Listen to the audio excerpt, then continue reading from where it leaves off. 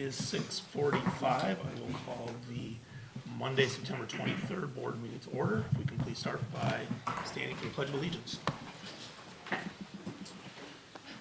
Pledge allegiance to the flag of the United States of America and to the republic for which it stands, one nation, under God, indivisible, with liberty and justice for all.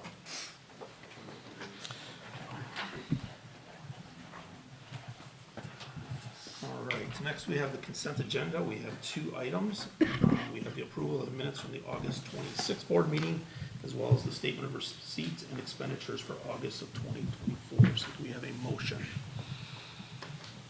So moved. Second.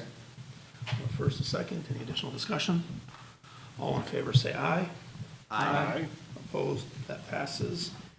Next, we have the superintendent's report. Mr. Nelson. Yes, thank you, Mr. Nadas. So we want to recognize our school board coming up on October 6th through 12th. It's Wisconsin School Board Appreciation Week, and this is a week set aside to recognize school board members across the state. And we are fortunate to have each of you volunteering to be board members and devoting your knowledge, time, and talents to our district. So during the week of October 6th through 12th, I would encourage community members and staff to take a minute and send an email or note to the board members for all their work leading to our district. And on behalf of our entire leadership team, we want to thank each of you for your service. We have an apple from Sweet Trio that we have for you, as well as our leadership team took time to write each of you a note as well that we'll give you later to thank you for your service. So we want to thank you for your service in advance, but between October 6th and 12th, it's School Board Appreciation Week. And then on October 2nd, it's National Custodian Day. And so it's an opportunity for us to thank our building and district-wide maintenance teams that work behind the scenes, helping our schools be ready for students, keeping them safe and clean, work behind the scenes and are often underappreciated for all their hard work. So it's a great opportunity that they have to create a great first impression for community members when they come into our buildings or to our facilities, and we want to thank them for all of their work. So on Wednesday the 2nd, we'll be providing lunch for each of them as a tangible thanks to them, but take an opportunity on the 2nd to thank a custodian. And the National School Lunch Week is October 14th through 18th. We're fortunate to partner with Chartwells as they do a great job providing our students with healthy breakfast and lunch options across our district. And we'll be thanking them for their work during the week of October 14th through 18th as well. So a lot of recognitions coming up in the first couple weeks in October. And then we are fortunate here in the Grafton School District to be hosting the National Redefining Ready Summit for the American Association of School Administrators on October 14th through 16th. So Redefining Ready will be coming for one day. There'll be people from all over our state, districts coming from across our state. And then for the summit, which is the next 2 days, we have districts from across the state, from the nation, from Arizona, Iowa, Minnesota, Virginia, state of Washington, Illinois, Wisconsin, that will be coming. And our teachers and administrators will be showcasing some of the work they're doing around Vision 2030 and Redefining Ready, and not just focusing on an ACT score, but helping students be college, career, and life ready. So we're excited to host on the 14th through 16th for that. And then we have a construction update. Topher has a couple notes, and I have a couple closing comments. So bidding on the first package is underway. The bids are due October 1st. We will review it with the board October 18th. You should have gotten invitations to that. The next bid package after this first one will be released in late October. Currently for the project, approvals with the village are underway. And very importantly, the budget is on target, and bidding will include several alternatives for consideration should the budget allow the inclusion of those alternatives. And that completes my update. And I was planning on attending, as I mentioned last month, the PTG meetings at Kennedy and Woodview, but unfortunately I came down ill, so I was not able to attend those. And so looking at their future nights, one of them is during the Redefining Ready symposium, the summit that we're hosting, and I already have another meeting planned. So Mr. Weiss and I are going to be hosting a meeting on Tuesday, October 22nd, at John Long Middle School. We're going to invite Kennedy and Woodview fourth grade families to John Long in the library, do a presentation of the different renderings that we have, sharing updates on the construction. We'll be sending a flyer out to all fourth grade families, making them aware of this opportunity to come. We'll also have on there an opportunity for them to, if there's a couple themes that they want to hear more about, that they can share that in advance of the meeting to make sure we can help the meeting be as useful as possible for them. Now that we're a month further into the year, we'll have more information to share with them, but that will be on Tuesday, October 22nd, and a flyer will be going out with that. Also, the Grafton Educational Foundation has asked me to read a statement from them that the GEF is hosting 2 events this weekend. Are You Smarter Than Our Fifth Graders? Trivia Night at BSG on Saturday, September 28th. Also, the annual Portraits in the Park is on September 29th, and there are still spots available for both events. Envelopes for the Seeds of Harvest annual appeal have gone out to members of the community, and thank you as always for your support. And then next week is homecoming week at Grafton High School and across our district. So starting on Sunday, we'll start seeing window decorations occurring, different dress down days throughout the week, and then Thursday night, we'll have the annual parade from downtown to GHS, followed by the pep rally, Power Puff game between the junior and senior girls, and then Friday night is the homecoming game, and Saturday night is the dance. So we're excited for homecoming next week across our district, and that concludes the superintendent's report. Any questions for Mr. Nelson? Okay, thank you. Next, we are to the portion of the meeting that is for public comment. I did receive one email that I forwarded on to the board, so you have everything that I have received. Is there anyone in the audience that would like to address the board this evening?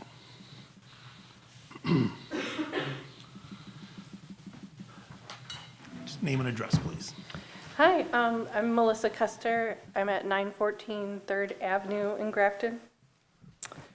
I have a 4-year-old in special education student who is in 4K. I'm here to talk tonight about frequent seclusion and physical restraint use in schools, how its use has affected my 7-year-old son and our family, and how it didn't have to happen that way, and to advocate for the Grafton School District to adopt the new program from the Crisis Prevention Institute called Reframing Behavior. I dream of the day that seclusion and restraint incidents in schools are not spoken about like baseball scores. The vast majority of incidents of seclusion or physical restraint are traumatic for everyone involved, from students to teachers, paraprofessionals, and families. Statewide, students with disabilities are involved in a disproportionately large number of seclusion or restraint incidents. The vast majority happen in elementary schools. I've been making an effort to attend the Board of Education monthly meetings for over a year now. I've learned a lot over the last year, and I've done a lot of research. During my journey, I began attending the Wisconsin Family Leadership Institute with Family Voices, where I've gained leadership skills and perspective. I've talked to families across the state and heard stories throughout the country. Widespread seclusion and physical restraint use is a systemic issue. I've learned that they're used on a regular basis and often not reported to families or the Department of Public Instruction with fidelity.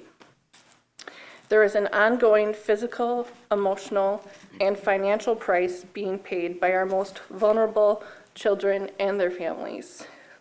It doesn't have to be this way.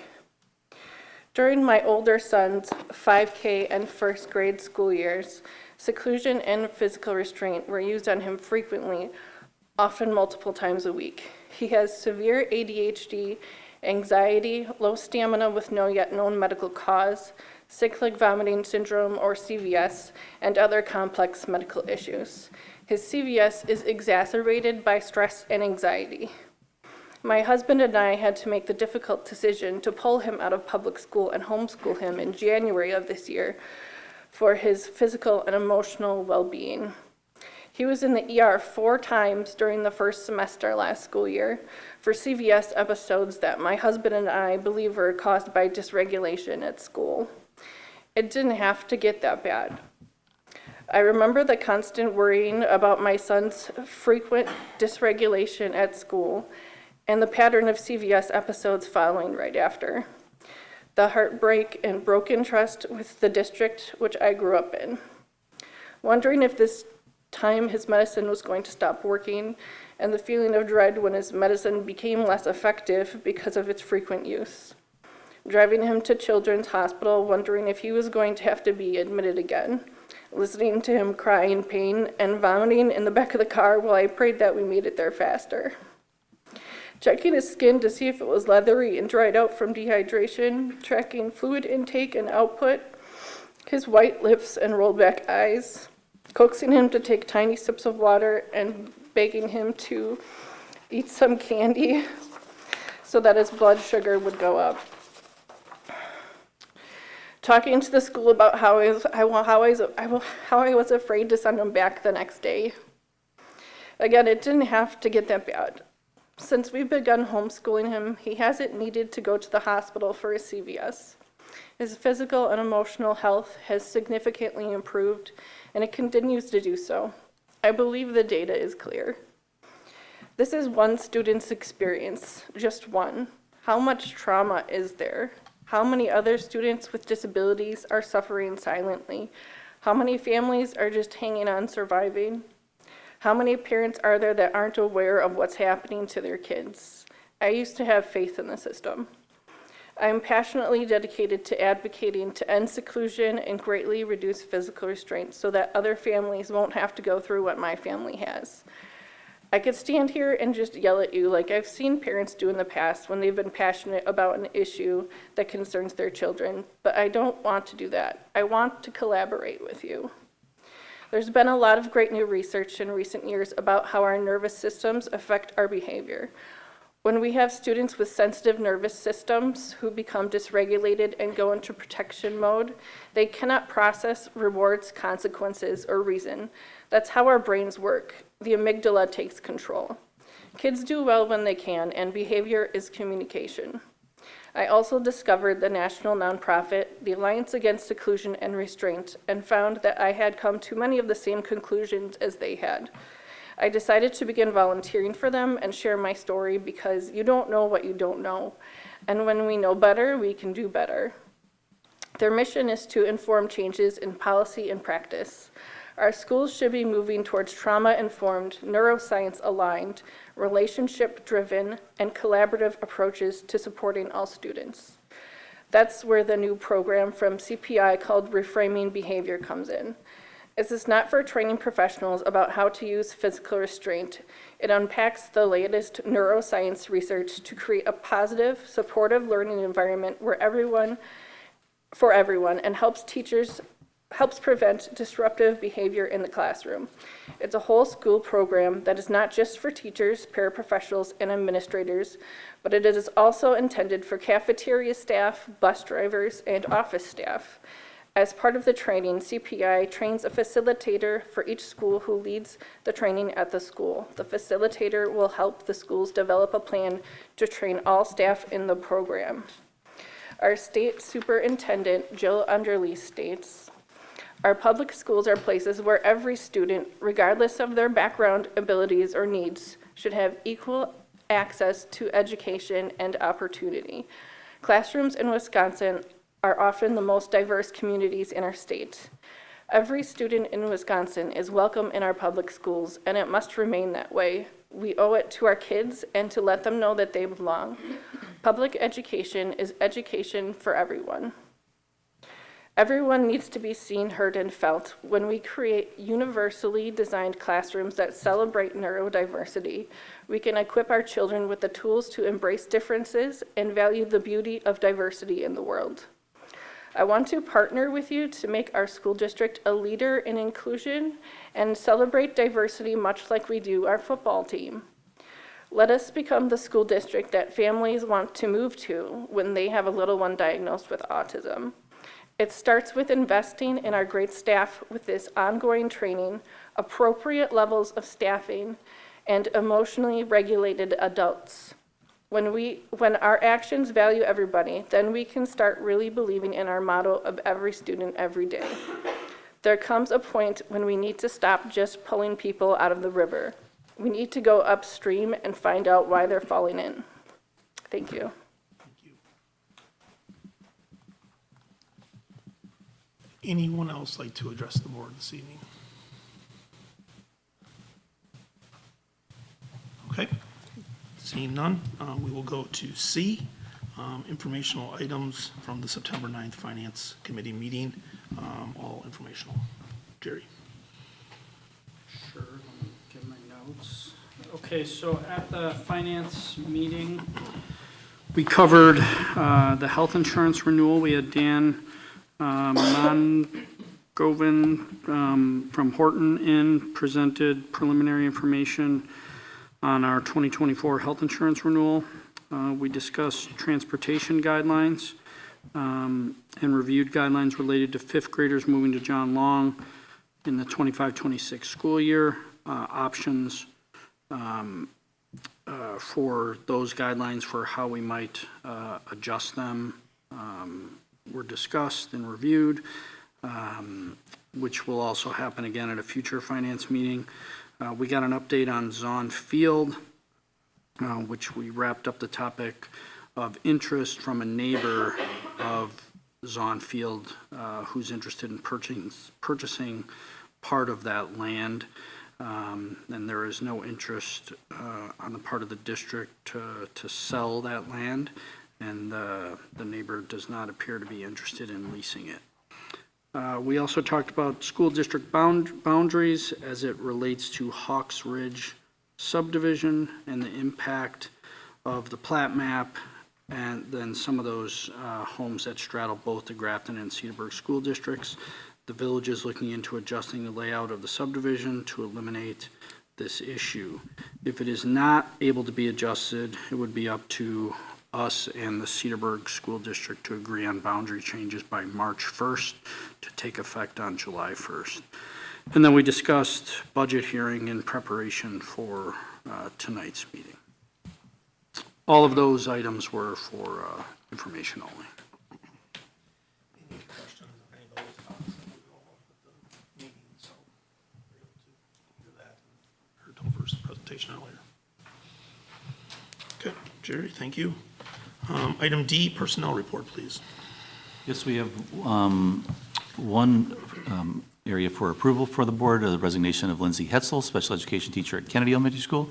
Information only of new hires: Brandon Arndt, special education aide at John Long Middle School; Carter Grant, special education aide at John Long Middle School; Dan Pample, varsity tennis head coach at Grafton High School; Brian Smith, accountant, district office; and resignation of Christine Kramer, special education aide at Kennedy Elementary School. Any questions on the personnel report? Okay, otherwise I would look for a motion to approve Lindsay Hetzel, special education teacher, Kennedy Elementary School. So moved. Second. First and the second, any additional discussion? All in favor say aye. Aye. Opposed? That passes. We welcome Lindsay as well as other new hires. That was a resignation. I'm sorry, resignation. Approval for resignation, yes. So do I need to redo that? I think you said it correctly. Said it correct. I said- you said it correctly. Yeah. Okay, The first time. all right. And then we welcome our new hires as well as our resignations of Lindsay and Christine. Good. All right, E, GHS Advanced Placement Report.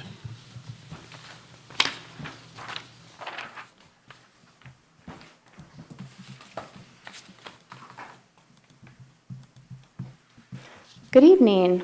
Mr. Manti and I are excited to share our advanced placement report with you from the 2023-2024 school year. Before we get started, I wanted to go over what is advanced placement, or AP. So the AP program offers college-level courses and exams that students can take while in high school.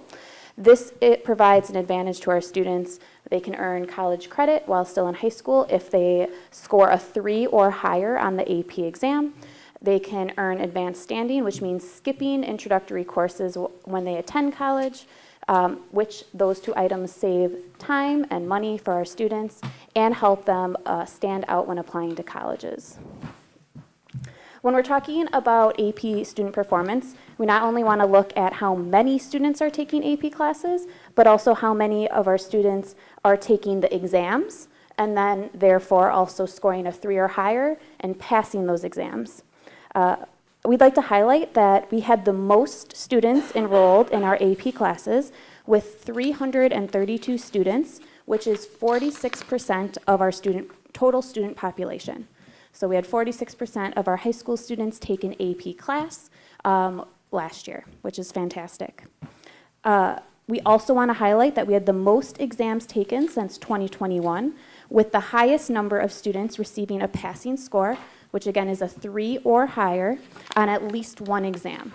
So out of our 293 students, we had 293 students out of our 333 receive a passing score, which is 88.3%, also the highest we've seen.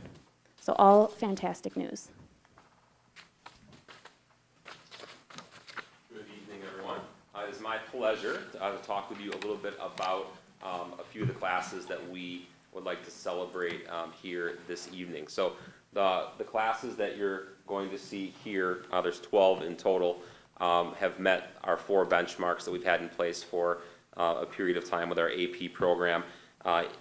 In making sure that we're exceeding 75% exam participation, exceeding 75% pass percentage, exceeding the Wisconsin mean score, and then exceeding the Wisconsin pass rate by over 10%.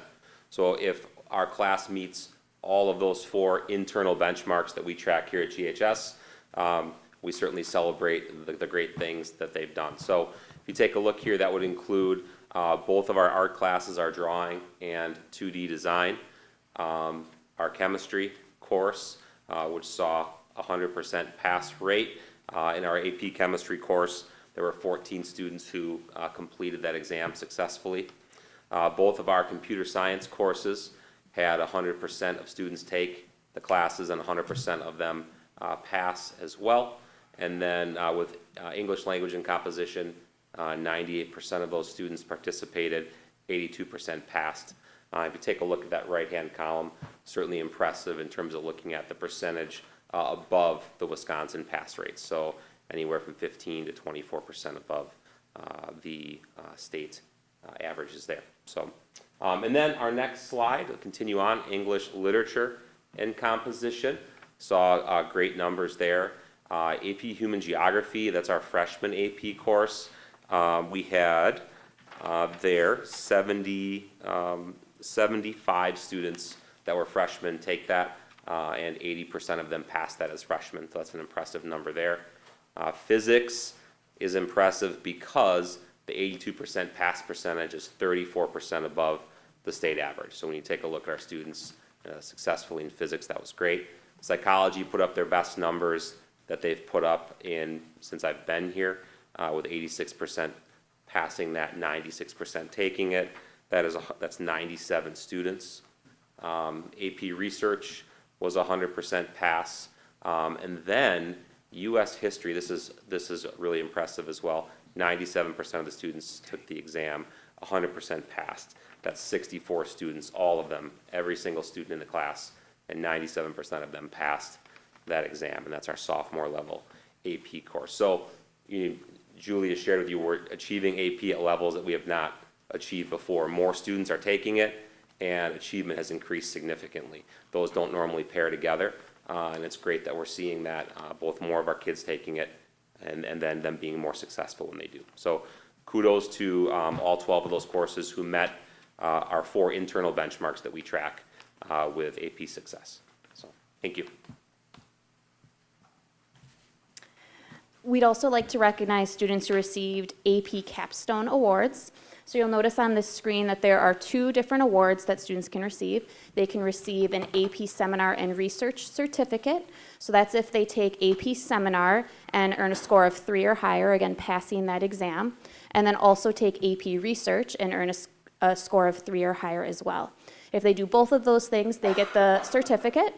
And then there's also the AP Capstone Diploma, which in addition to taking those 2 classes and passing, they also have to take 4 AP exams throughout high school and earn passing scores of 3 or higher on all of those exams as well. So we'd like to recognize, last year we had 6 students who received the Capstone Diploma and 3 students who received the Research Certificate.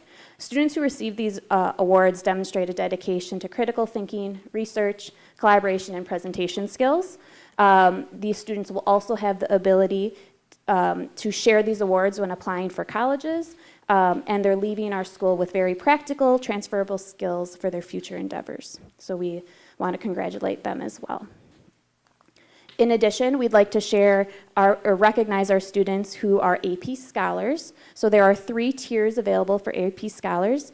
You can be an AP Scholar by earning a 3 or higher on 3 or more AP exams throughout your high school career. You can be an AP Scholar with honors, which is receiving an average score of 3.25 on all of our exams taken, and a score of 3 or higher on 4 or more AP exams.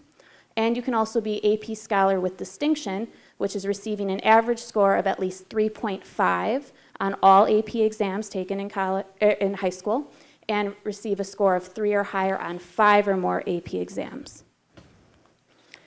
So we are very proud to share that we had 124 students receive AP Scholars this last year, which is the highest total number of students since we started tracking in 2017. This is 37% of all of our AP students who are receiving an AP Scholar Award. These students have demonstrated a commitment to mastering college-level material while still in high school, and this outstanding academic achievement will give students a competitive edge when they apply for college by showcasing their readiness for rigorous academic work. So we want to congratulate all those students as well. One final item we'd like to share with the board and the community is the addition of a new AP course this year. We added AP Pre-Calculus this year. It's the first year it was available for students to take. And then we are looking forward to bringing an additional course proposal to the board this fall for implementation next year, which will be AP US Government and Politics. So at this time, we'll take any questions you may have. Questions or comments?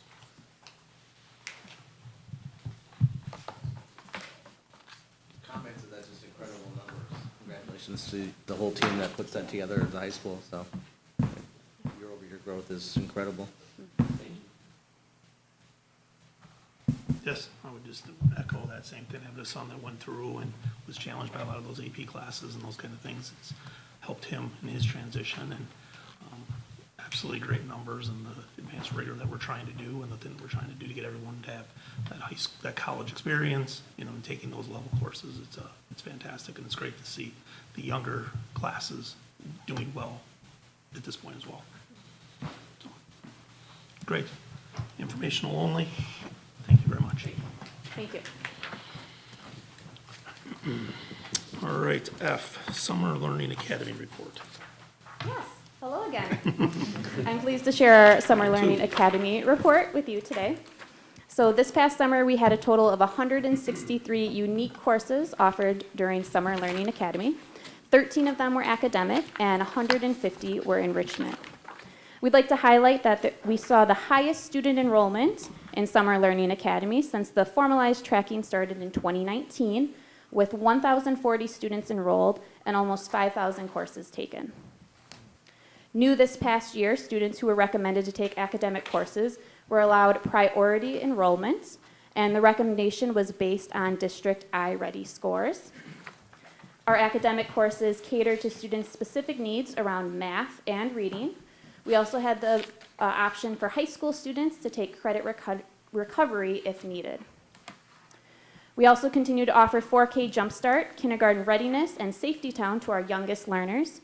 These classes were very popular, as were all of our other transitional classes, like This is Middle School, which is now called Middle School 101, and Black Hawk Kickstart. Our enrichment courses spanned a wide variety, including classes that got students coding, like in the picture on the left, and doing art. We also had classes focused on science, athletics, music, and theater. Some new classes that were offered this year were all about the Olympics, tied to the Summer Olympics, middle school book clubs, and intro to investing. Another key highlight is our 7th through 12th grade students' enthusiasm to volunteer as a TA. We had 62 TAs this year. They volunteered in a variety of enrichment courses and also during Safety Town. One final improvement to highlight was the changes made to pick-up and drop-off procedures. To mimic our school year procedures, parents dropped off students at the main entrance and picked them up when classes were complete.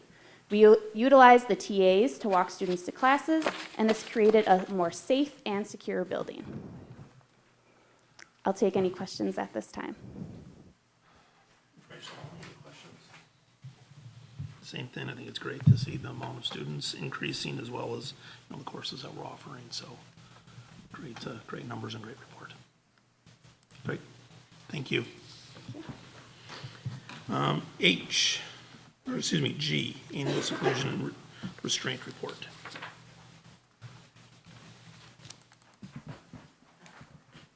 Good evening. All right. Annually, the district needs to report to the board and DPI the number of incidents of seclusion and restraint, both total number of students involved and the total number of students with disabilities involved.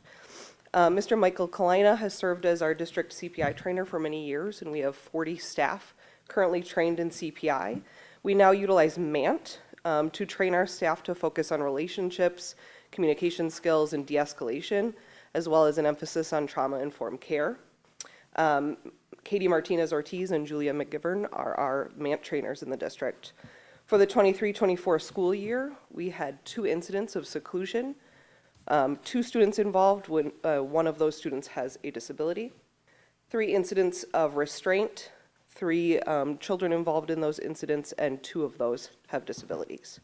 That is a decrease from past years, as you can tell from that chart. Any questions? Informational only. Any questions? Okay. Thank you. H, second reading and approval of new policy 6236, Community Service Fund. Am I taking that? Yes, please. Okay, last month, we had a number of policy updates, revisions, et cetera, and this was a new policy related to Fund 80 that Topher talked about actually at the annual meeting, related to the community SRO program. So this is the second read from the full board, and then we would need approval of this new policy. Second reading. Any comments, questions on policy 6236? Seeing none, do we have a motion to approve policy 6236? So moved. First and second. Any additional discussion? All in favor say aye. Aye. Opposed? And that passes. So thank you very much. Item I, gift reports. Yes, we have a number of gift reports that we'd ask for board approval for. One being from Baird Financial, the Summersburg Group, Greg Summersberger, being a lead donation for the homecoming fireworks in the amount of $1,500. So it's a restricted gift for GHS Athletics fireworks. We also have the Jamie Lubner Real Estate Group, with Jamie Lubner being the contact person, donating $500 as a sponsor for homecoming fireworks. This was a restricted gift. We also have Matt McKelvey from Blackhawk Fireworks, donating $500 for homecoming fireworks as a restricted gift. And last but not least, towards fireworks, is the Donahue and Associates, Mr. Mike Donahue, a restricted gift for $500 for a donation for the homecoming fireworks. And then we have Dan Jury donating $632.32 as a restricted gift for GHS Boys Soccer Shelter donation. Any questions on the gift reports? Not, I'll refer a motion to approve the gift reports as presented. So moved. Second. Additional discussion? All in favor say aye. Aye. Opposed? That passes. We thank everyone for their contributions to our district, and we will send a letter in behalf of that. Next step brings us to adjournment. The Board of Education will consider a motion to convene in closed session pursuant to Wisconsin Statute 19.85, Section 1, subsection C, considering employment, promotion, compensation, or performance evaluation data of any public employee over which the governmental body has jurisdiction or exercises responsibility for the purpose of considering 1, teacher compensation, and 2, performance-related data of the superintendent. Do we have a motion to go into closed? So moved. First and second, we'll take a voice vote. Bob? Yes. Yes. Yes. Yes. And yes, we are enclosed. Thank you very much.